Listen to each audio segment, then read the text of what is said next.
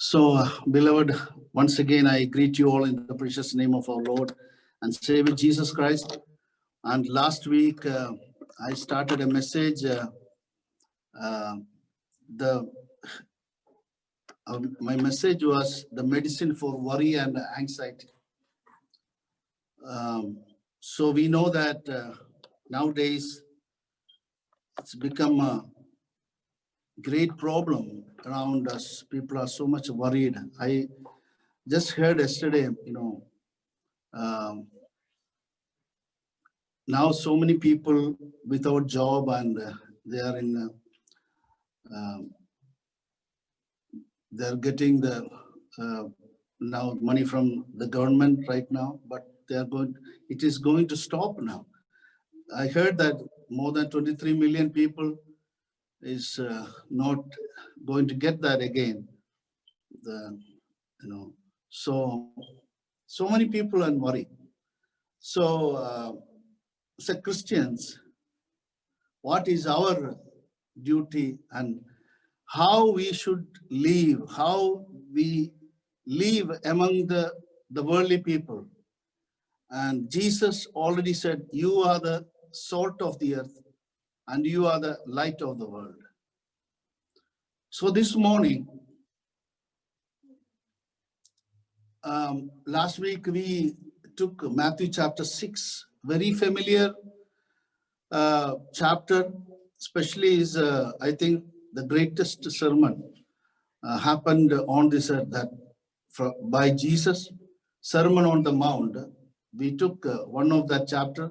Chapters are 5, 6, and 7. We took a portion from chapter 6, and 6 verse 25 to 34 is our basic scripture. And very clearly, I just want to put that verse there once again. Matthew chapter 6, verse 25 onwards. I just want to read to you once again. Please listen to this, Matthew chapter 6. You could do it there. 6:25 onwards. I'm going to read it.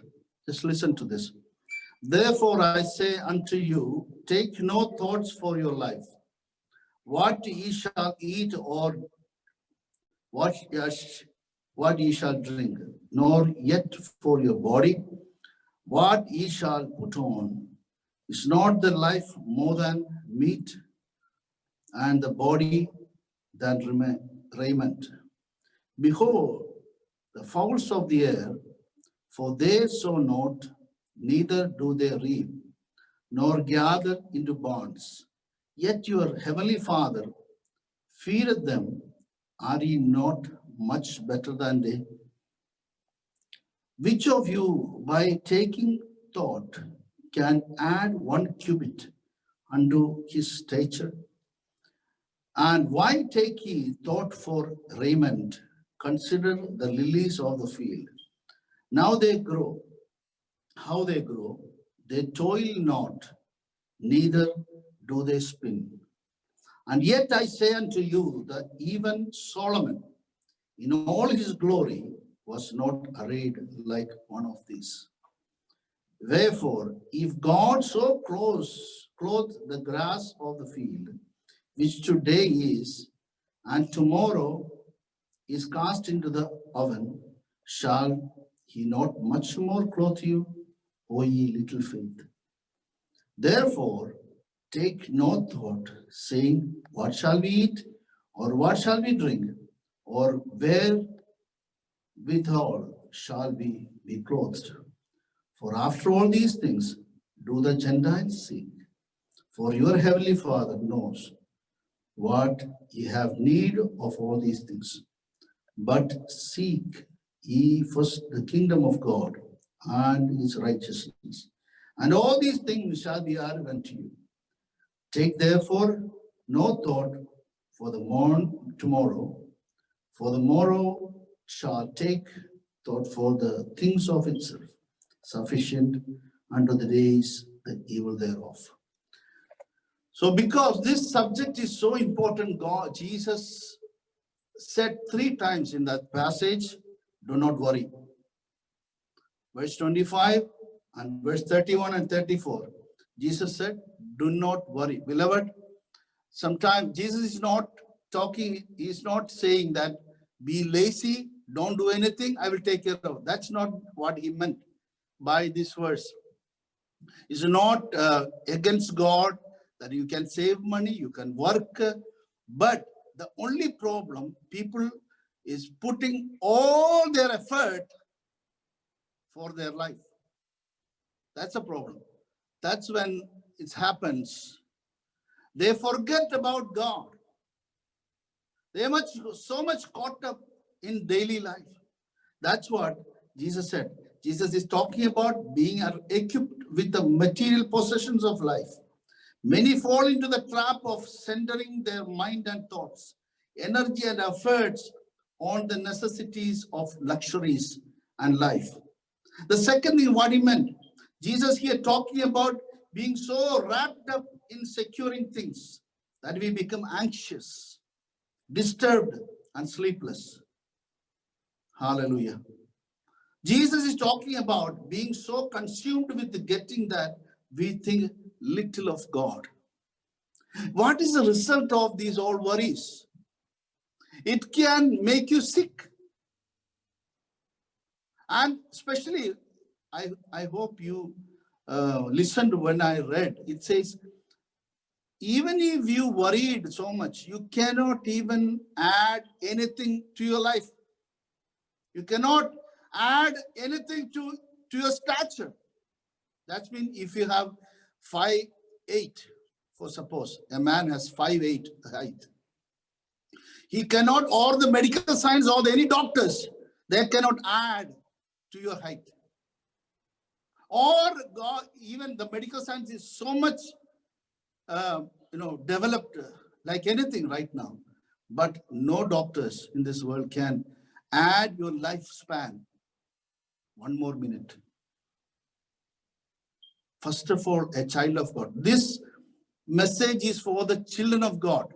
That's why Jesus, when the Sermon on the Mount starts, he was, even though there were so many people were gathered, the crowds were there, but Jesus focused to his disciples and he started to teach them. He said to his disciples, we are the followers of the Lord. So the same message is for us. Do not worry. It's in every opportunity there to worry nowadays. Beloved, it's because of his grace. We have job, we have food on our table. So let me tell you something. I believe that, vaccination is coming. But don't be hurry. Some people are so much worried. Will I get it? Or it will finish it? Don't worry. God knows.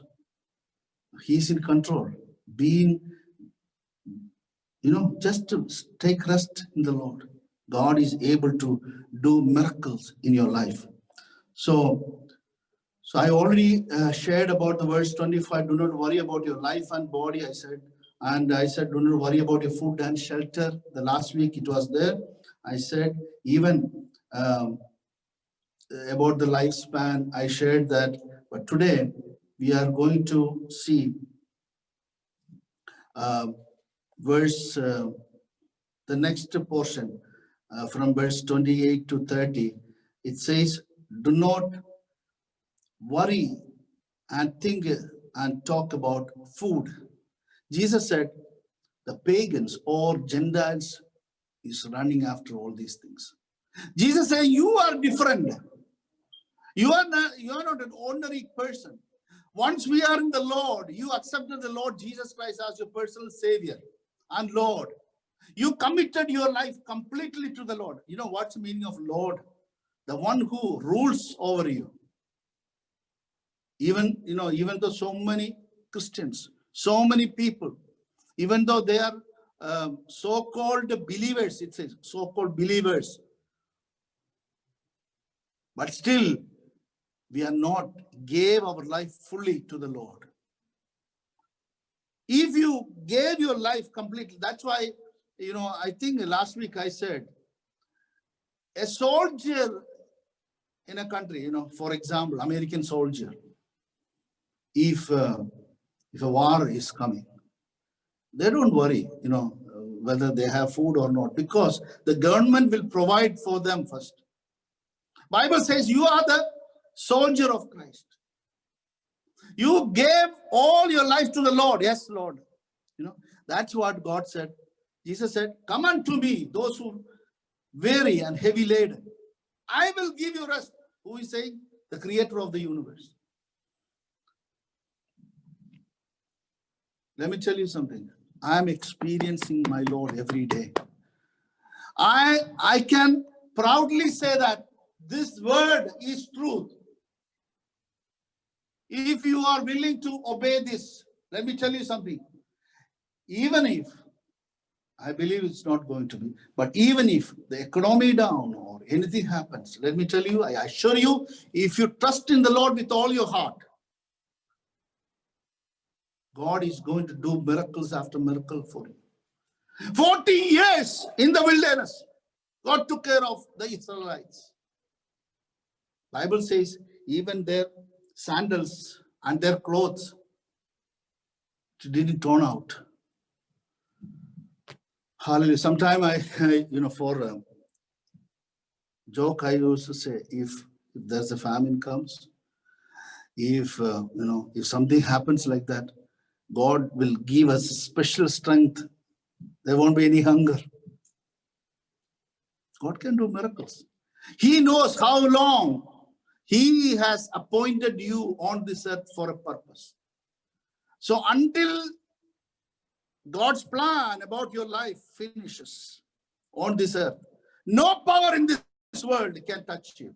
No corona, no AIDS, no cancer can finish you, because God is in control. Can you say amen for that? Even if God has given you the children, don't worry about your kids. Don't worry about their future. Hallelujah. So we are praying for some of our dear ones in our church.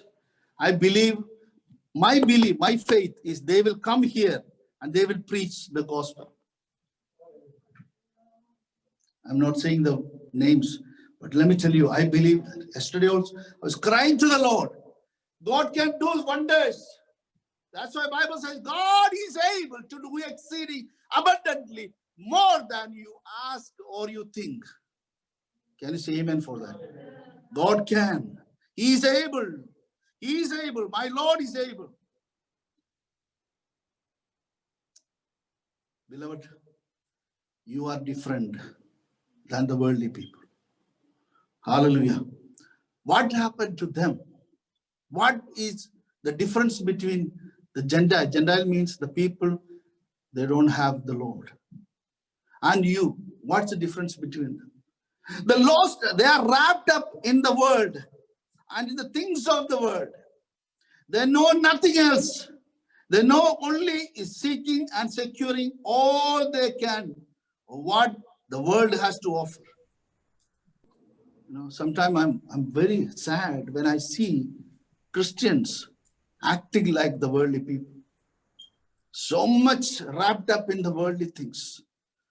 Only thought is, to secure things, security. What security? If God is not giving the security to you, what the meaning, beloved?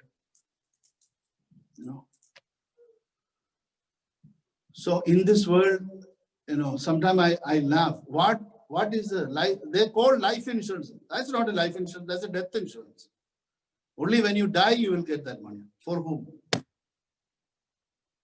And, this is compulsory. We need a vehicle insurance and the home insurance. But if a big tsunami comes or something, the nature calamities happened, how much money the insurance can give you? So don't depend upon these things. Depend upon the Lord. That's why trust in the Lord with all your heart. Do not lead your own understanding. And another word, acknowledge Him. In every point of your life, every step of your life, acknowledge the Lord.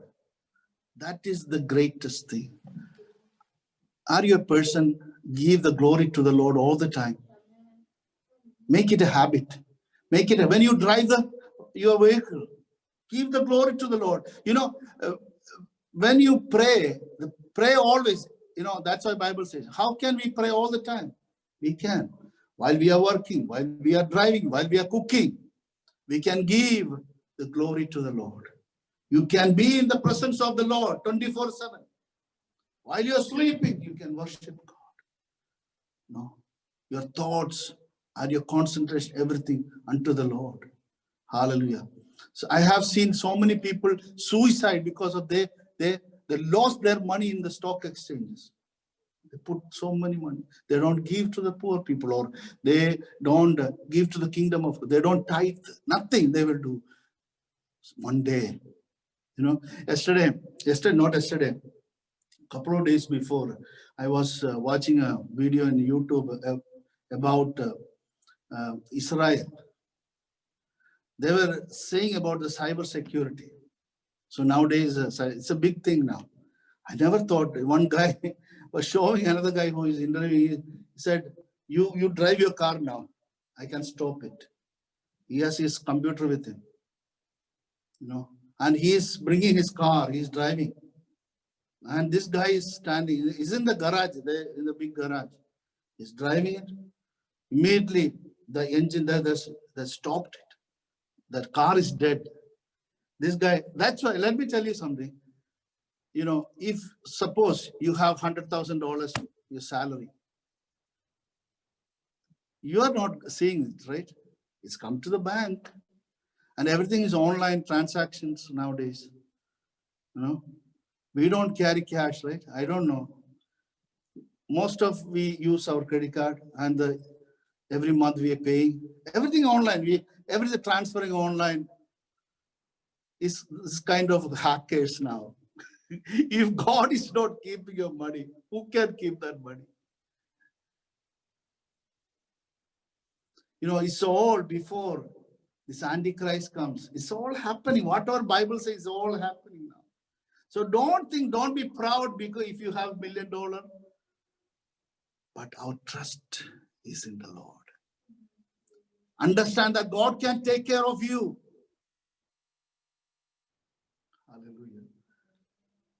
I have seen people in India, people, they don't have their next meal. They don't know where to come, where the next meal comes. They don't know, but still they have peace. I have seen, I've been to so many North Indian villages for the missions.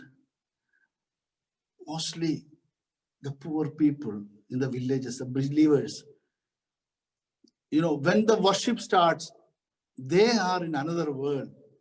Their joy and, they don't want to go back home. They want to listen to the word of God. And I was listening about China, the underground churches in China. One pastor went from here, America, and he is saying about the Chinese church. They traveled hours away from Chinese villages and they came and they're sitting there starting early morning and they don't want to go home. They want they're saying, can you keep on? He said, how long I can preach? They're saying, keep on preach. And they were asking that pastor, please pray for us to get the freedom to us. Then this pastor said, I'm not going to pray for you for that purpose. He said, I cannot see this joy in my country among the Christians. Beloved, I don't know. We all are, including me. I'm not saying I'm perfect. Let me tell you something. We are in a dream world. Do you have any faith that Jesus is coming back? Or full of thoughts, planning? I'm not against planning. We need a planning.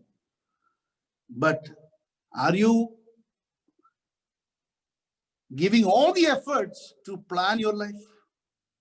Than God.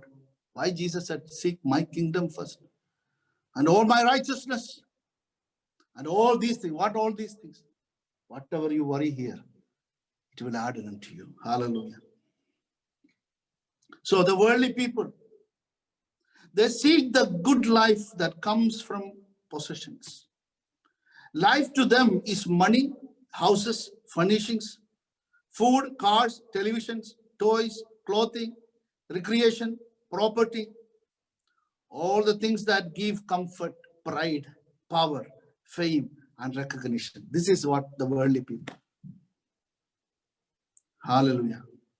There is a reason why the pagans live this way. Can somebody read Ephesians chapter 2, verse 12? Can somebody read that? Ephesians chapter 2, verse 12. There's a reason why the pagans, all the worldly people, live that way. Ephesians 2:12. Remember that you were at that time separate from Christ, excluded from the commonwealth of Israel, and strangers to the covenant of promise, having no hope and without God. And verse 19 also, the same chapter.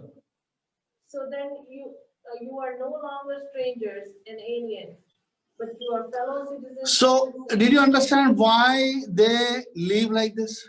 Saying they were without Christ. We were all without Christ. We were unwilling to accept the Lord. The people out there, they are unwilling to accept the Lord. That's why they're living like this. They were aliens from God's people. They don't know about the family of God. They are strangers to the promises of God. No hope beyond this earth. They are without God on this earth. This is the, so but what, once you are in the Lord, what is your hope? What is the answer for these things? The only answer, your Heavenly Father. Make sure God is your Heavenly Father. And better to get to know Him personally. So Christ says to you, do not be like the lost. Live actively in the presence of God. He knows your need. Did you understand? Heavenly Father knows your need. I shared our testimony before. I experienced what this particular verse is. My Heavenly Father knows what my need. Not my greed, but I need.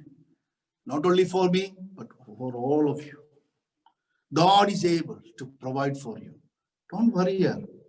If you're a child of God, Jesus said, I will take care of you. Last week when Jesus said about look to the lilies of the valleys, what he compared? He compared to Solomon. Solomon is one of the greatest, richest person ever lived on this earth. The lifestyle of Solomon is written here. You have to go and read Kings written. You have to go and read it. How Solomon, one day in their kitchen, how much food they're used to, and what was his luxurious life. Even Bible says Queen Sheba came to visit him. She heard about the wisdom from, she heard about so much about Solomon. She came to visit him, and she says, I never thought this much. And even she said, the people who worked under him, how they are blessed. But Jesus saying, look at the valley, lilies of the valley, how the Lord God, Creator, is clothing them. Hallelujah. Sometimes I know everybody loves the flowers and the nature. Sometimes I wonder, I love to see this. I love to see some, the animals and the birds and the flowers. How beautifully God clothed. I love to see so much, especially wild animals, the pictures. Have you seen the white panda? So beautiful, right? Like how God, kept them so beautiful. God saying, how much you are so, you are more important than this. So don't worry. Last week I said, take a decision today. Go home. Take a decision, Lord, I'm not going to worry anymore. I'm good, trusted by God. Let me tell you, but the most important thing is be in the will of God. Be in the will of God. Obey the Lord. When you are right in the will of God, God can do wonders.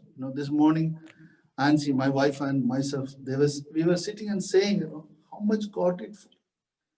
I said, in 1988, I was in the sports field and I was offered a job.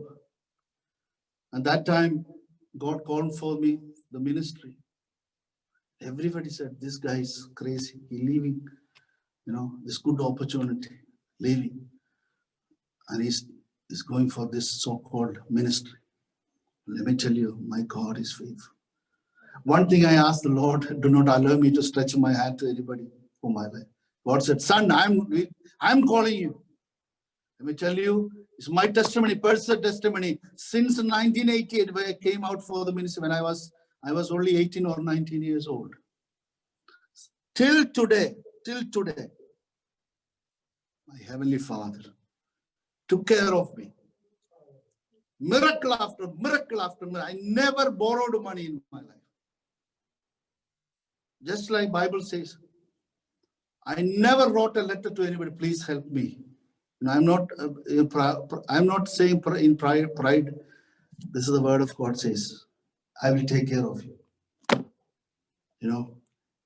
And I experience, if you are in the right will of God, you never struggle. Let me tell you something. Struggling, I'm not saying that, we all need things, right?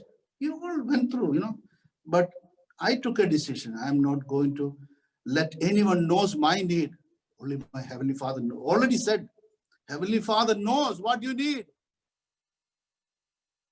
Hallelujah. God is able. God is able. God is able. Thank you, Lord. So many verses here saying, Jesus said, no, you are the only thing you have to do. You be actively in the presence of God. God will take care of you. Can you read Colossians chapter 3 verse 2? Colossians chapter 3 verse 2.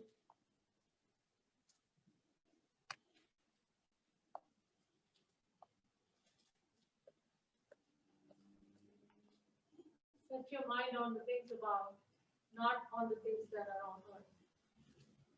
What does it say? To the children of God, set your mind on the things above, not these things. Oh, how I live. God gave me these 3 children. How I will take care of them? Don't worry. God has given you children. God is able to feed them. Hallelujah. God is able. So now, verse 33. I'm coming to verse 33 now. Christ counsels to us. Do not worry. Seek the kingdom and his righteousness.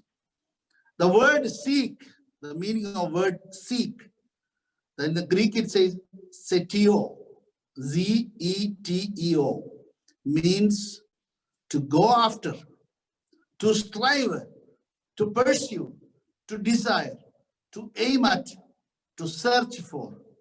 That's a word when Jesus said seek. The believer's life is not to be preoccupied with the material things. He is to seek to become a citizen of God's kingdom. Hallelujah. And to seek others, encouraging them to become a citizen of God's kingdom. That is our duty. Once you become a citizen, encourage others to join in this kingdom. That is our duty. Hallelujah. So this is the first priority. If it's not your priority in your life, but let me tell you, take a decision to prioritize your life. Bring the kingdom of God first. The second thing is he is to seek after God's righteousness for himself and for others. Hallelujah. We all know that God made us a spiritual being. We are not like ordinary animals. Some people act like animals, but human beings are not animals. We have a spirit. God created us with a body, soul, and spirit. Spirit, that's the connection with God. And Bible says God created us in the image of God. Hallelujah. So we are not like worldly people. Hallelujah. So there are 5 kind of attitudes about the future. Some people are like no care, worldly. That's a worldly attitude, no care attitude. Eat, drink, and marry today, letting tomorrow take care of itself. There was a philosophy in Greece. It's called Epicurean philosophy. Epicurean philosophy says, eat, drink, and marry. Tomorrow you die. They're saying the future is of little concern. It will take care of itself. Pleasure, power, and fame are the major concern of life. And they are encouraging the people to get all you can now. That's one kind of people. The second group is like a fretful, anxious attitude about future. So they are like a person worries all the time, wondering if he is secure and if he will have enough to take care of himself and his family. That kind of people are there. That's another group. Always worrying. The third group, a fearful, panicky attitude. That kind of people, they fairly function. They cannot function themselves. That's like a mental disease. There are people like that, thinking about the future, panicking. There are another kind of people, they are self-assured attitude. A person has complete confidence in himself and his ability. There are people like that. You have seen it. If a person becomes a CEO of a company, sometimes he thinks that because of my ability, I'm here, I can do anything, I don't need God. That's why God called it. There's a parable, Jesus saying about a rich man. He had a great harvest one day. He made new barns and kept everything. And he said, oh, I have everything. Now I'm going to enjoy it. Then God called him, fool. If I call you tonight, what you will do with your wealth? Hallelujah. A man who, gaining all the world and he lose. The best example is, don't take me wrong. When I look to Steve Jobs, the owner of the company of Apple, made everything he had. Everything. Just imagine. The best we all are using his gadgets, right? Very smart guy. And when I read about him, he was so confused, I think. He went to India, he went after gurus and New Age movement, everything he did, but confused. He thinking about his future, his past, everything. One day, all this wealth, the billions of dollars left, somebody's using it now. And the fifth attitude about future is a calm, God-centered and trusting attitude. Who? Trusting God. That's the attitude we need. These people they're trusting God for everything. Hallelujah. Can you read Ephesians chapter 4, verse 28? Hallelujah. He who steals must steal no longer, but rather he must labor, performing with his own hands what is good, so that he will have something to share with one. So what God is really looking for his people? You work hard for what? Don't be lazy and work hard for others also. What we have, willing to share. I strongly believe if the Christians, if they were willing to share with others, there won't be any hunger, there won't be any poverty, I believe. So much, in this country, when I'm very sad when I see people uh, wasting food, wasting natural resources. I always tell my people, Masim Mandir, do not waste anything. Do not, please, do not waste. Even not only, we sometimes we think, oh, I about the water, for example, I always say, oh, I'm giving money every month. Why should I'm just standing under shower and just open it and go? No, don't do that. Don't do that. But with the thankful heart, so many people, millions of people out there, they don't have a drinking water.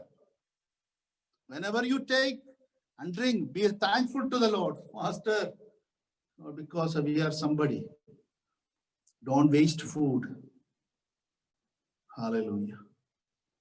Be a good steward. That's what God is expecting from you.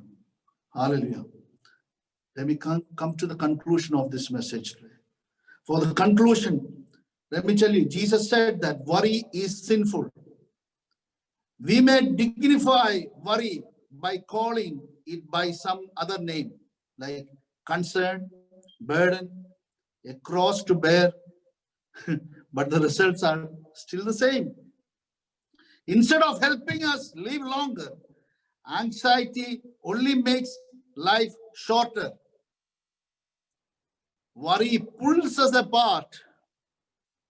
There's someone said like this, that the average person is crucifying himself between two thieves. I saw this and I just wrote it down. The regret of yesterday and the worries about tomorrow is middle. Two thieves. 3 words in this section point the way to victory over worry.